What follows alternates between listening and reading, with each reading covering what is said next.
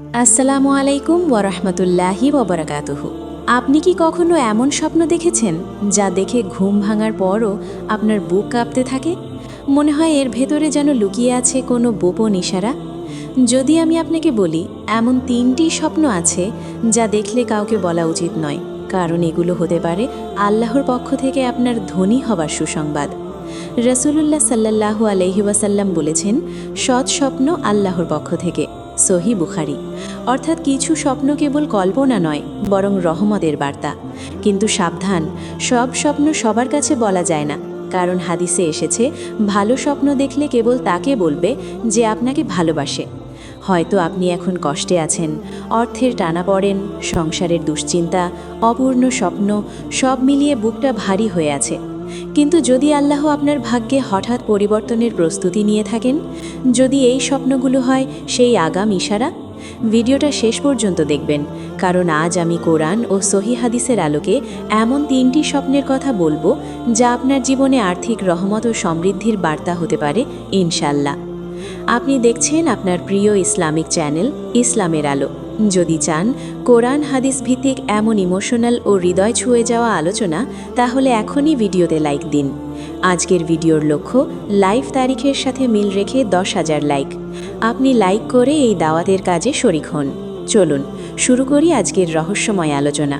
প্রথম স্বপ্ন, নিজেকে রাজা বা শাসকের আসনে দেখা। আপনি যদি স্বপ্নে দেখেন আপনি কোনো বড় আসনে বসে আছেন, মানুষ আপনার সামনে দাঁড়িয়ে সম্মান করছে, আপনি নির্দেশ দিচ্ছেন আর সবাই তা মানছে, তাহলে এই স্বপ্ন হালকাভাবে নেবেন না। কোরআনে আল্লাহ তাআলা ইউসুফ আলাইহিসসালামের ঘটনার কথা বলেন, যখন তিনি স্বপ্নে দেখেছিলেন সূর্য, চন্দ্র ও 11টি নক্ষত্র তাকে সিজদা করছে। সূরা ইউসুফ 12:4। পরে সেই স্বপ্ন বাস্তবে সম্মান, ক্ষমতা ও সম্পদের রূপ নেয়। তিনি মিশরের অর্থভাণ্ডারের দায়িত্ব পান, অভাব থেকে উঠে আসেন প্রাচুর্যের শিখরে। রাসূলুল্লাহ সাল্লাল্লাহু আলাইহি ওয়াসাল্লাম বলেছেন, নবুয়তের পরে যা অবশিষ্ট থাকবে তা হলো সুসংবাদপূর্ণ স্বপ্ন। সাহিহ মুসলিম। অর্থাৎ কিছু স্বপ্ন শুধু কল্পনা নয়, বরং ভবিষ্যতের ইশারা। আপনি যদি দেখেন আপনি কোনো বিচারকের চেয়ারে বসে আছেন অথবা বিশাল জনতার সামনে নেতৃত্ব দিচ্ছেন, তাহলে তা ইঙ্গিত হতে পারে যে আল্লাহ আপনাকে দুনিয়াতে প্রভাব, সম্মান ও অর্থনৈতিক শক্তি দিতে চলেছেন।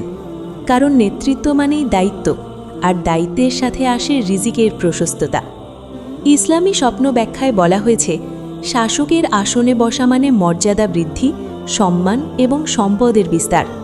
তবে শর্ত হল আপনি যেন বাস্তবে ন্যায়পরায়ণ ও আল্লাহ ভীরু হন, কারণ অন্যায়কারী শাসকের স্বপ্ন কখনো সুসংবাদ নয়, বরং সতর্কবার্তা। তাই এমন স্বপ্ন দেখলে অযথা সবাইকে বলবেন না।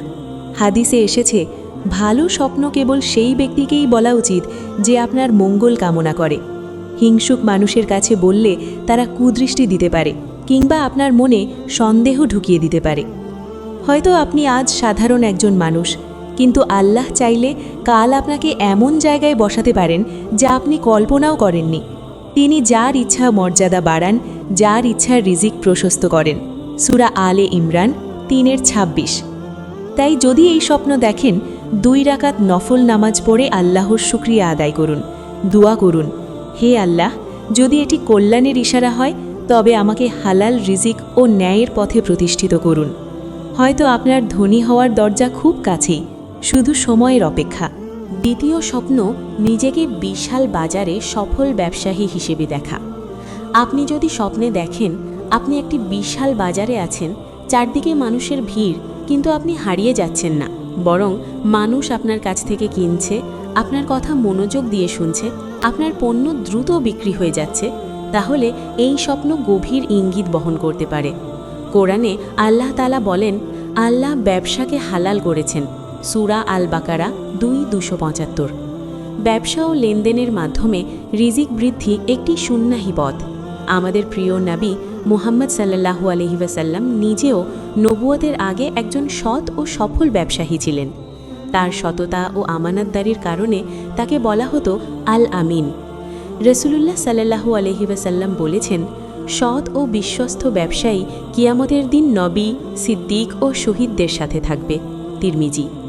ভাবুন তো, ব্যবসা শুধু দুনিয়ার ধন সম্পদই নয়, আখেরাতের মর্যাদারও পথ হতে পারে। আপনি যদি স্বপ্নে দেখেন আপনার দোকান জমজমাট, মানুষ হাসি মুখে আপনার কাছ থেকে কিছু নিচ্ছে আর আপনি লাভ করছেন, তাহলে তা ইঙ্গিত হতে পারে রিজিকের প্রশস্ততা, নতুন আয়ের সুযোগ অথবা আপনার জীবনে অর্থনৈতিক পরিবর্তনের সূচনা। ইসলামী স্বপ্ন ব্যাখ্যায় বাজার প্রায় দুনিয়ার কর্মক্ষেত্রের প্রতীক, আর সেখানে সফল হওয়া মানে বাস্তব জীবনেও সুযোগের দরজা খুলে যাওয়া। তবে এখানে একটি সতর্ক বার্তা আছে। যদি স্বপ্নে আপনি প্রতারণা করেন বা অস্থির বোধ করেন, তাহলে তা হতে পারে সতর্ক সংকেত। কিন্তু যদি সবকিছু স্বচ্ছ ও শান্ত মনে হয়, তাহলে সেটি সুসংবাদ হতে পারে। এমন স্বপ্ন দেখলে সবার কাছে বলে বেড়াবেন না, কারণ হাদিসে নির্দেশ আছে ভালো স্বপ্ন কেবল সেই ব্যক্তিকে বলবেন যে আপনার কল্যাণ চাই। হিংসা ও বদনজর অনেক সময় কল্যাণের পথে বাধা হয়ে দাঁড়ায়। হয়তো আজ আপনি ভাবছেন আমার তো পুঁজি নেই, সুযোগ নেই, কিন্তু আল্লাহ যখন দিতে চান তখন সামান্য কারণ দিয়েই বিশাল দরজা খুলে দেন। আপনার দক্ষতা, আপনার সততা হয়তো খুব শিগগিরই মানুষের কাছে মূল্য পাবে। এই স্বপ্ন দেখলে 2 রাকাত নফল নামাজ পড়ুন, দোয়া করুন, হে রাব, আমাকে হালাল উপার্জনের তৌফিক দিন, আমার রিজিক প্রশস্ত করুন এবং এতে বরকত দিন। হয়তো আপনার আর্থিক স্বস্তির দিন খুব কাছেই, শুধু ধৈর্য আর তাওয়াক্কুলের পরীক্ষা চলছে। তৃতীয় স্বপ্ন, নিজেকে বড় উত্তরাধিকার বা সম্পদের মালিক হিসেবে দেখা। আপনি যদি স্বপ্নে দেখেন হঠাৎ করে আপনার নামে একটি বড় সম্পদ লিখে দেওয়া হয়েছে, কেউ আপনাকে জমি, বাড়ি বা বিপুল অর্থের মালিক ঘোষণা করছে, আপনি অবাক হয়ে যাচ্ছেন কিন্তু ভেতরে এক অদ্ভুত শান্তি অনুভব করছেন, তাহলে এই স্বপ্ন গভীর ইশারা বহন করতে পারে। কোরআনে আল্লাহ তাআলা সূরা নিসায় উত্তরাধিকার ও সম্পদ বণ্টনের বিস্তারিত নিয়ম বর্ণনা করেছেন। এতে বোঝা যায় সম্পদ ও মালিকানা আল্লাহর পক্ষ থেকেই নির্ধারিত। তিনি বলেন, তোমরা আল্লাহর অনুগ্রহ থেকে রিজিক অনুসন্ধান করো। সূরা আল জুমুয়া ৬২-১০।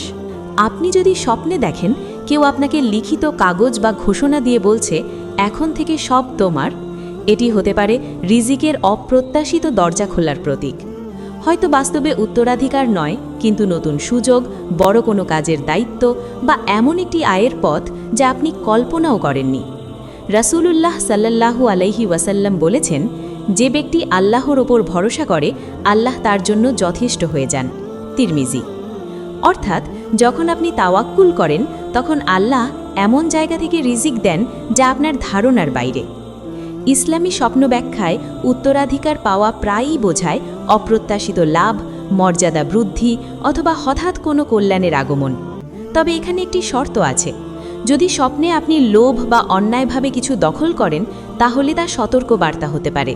কিন্তু যদি বিষয়টি স্বচ্ছ ও স্বাভাবিক মনে হয়, তাহলে সেটি সুসংবাদ হতে পারে ইনশাআল্লাহ। এমন স্বপ্ন দেখলে অযথা সবাইকে বলবেন না, কারণ হিংসা মানুষের অন্তরে আগুন জ্বালাতে পারে। হাদিসে এসেছে, ভালো স্বপ্ন কেবল তাকে বলবেন যে আপনাকে ভালোবাসে ও মঙ্গল কামনা করে। হয়তো আপনি আজ দুশ্চিন্তায় আছেন, ঋণ, টানাপোড়ন, ভবিষ্যতের অনিশ্চয়তা, কিন্তু আল্লাহ যখন কাউকে ধনী করতে চান তখন তিনি এমন কারণ সৃষ্টি করেন যা মানুষের কল্পনার বাইরে।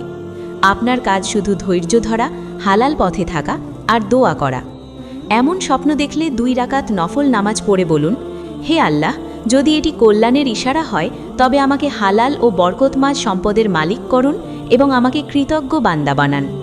হয়তো আপনার জীবনের আর্থিক মোড় ঘুরে যাওয়ার সময় খুব কাছেই। আপনি কি সেই পরিবর্তনের জন্য প্রস্তুত? প্রিয় ভাই ও বোন, স্বপ্ন কখনোই আমাদের ভাগ্যের একমাত্র সিদ্ধান্ত নয়, কিন্তু কখনো কখনো এটি হতে পারে আল্লাহর পক্ষ থেকে একটি নরম ইশারা, একটি আশা, একটি সুসংবাদ। যদি আপনি এমন কোনো স্বপ্ন দেখে থাকেন যা সম্মান, সফলতা বা অপ্রত্যাশিত সম্পদের বার্তা দেয়, তাহলে আগে নিজেকে ঠিক করুন, কারণ ধন সম্পদ কেবল টাকা নয়, বরং বরকত, শান্তি ও হালাল উপার্জনের নাম। মনে রাখবেন, আল্লাহ তাআলা বলেন, এবং যদি তোমরা কৃতজ্ঞ হও তবে আমি অবশ্যই তোমাদের বাড়িয়ে দেব। সূরা ইব্রাহিম 14:7। অর্থাৎ কৃতজ্ঞতা ও ঈমানই প্রকৃত সমৃদ্ধির চাবিকাঠি। স্বপ্ন দেখেই নিশ্চিন্ত হয়ে বসে থাকবেন না, নামাজে মনোযোগ দিন, হারাম থেকে দূরে থাকুন, দোয়ায় কান্না করুন, কারণ রিজিকের মালিক একমাত্র আল্লাহ। তিনি যখন দিতে চান তখন কোনো শক্তি তা আটকাতে পারে না। হয়তো আপনার জীবনের কঠিন অধ্যায় শেষ হতে চলেছে, হয়তো খুব শিগগিরই আপনি এমন সুখবর পাবেন যা আজ কেবল স্বপ্নের মতো লাগছে। বলুন তো, আপনি কি সেই নেয়ামত পাওয়ার জন্য নিজেকে প্রস্তুত করেছেন?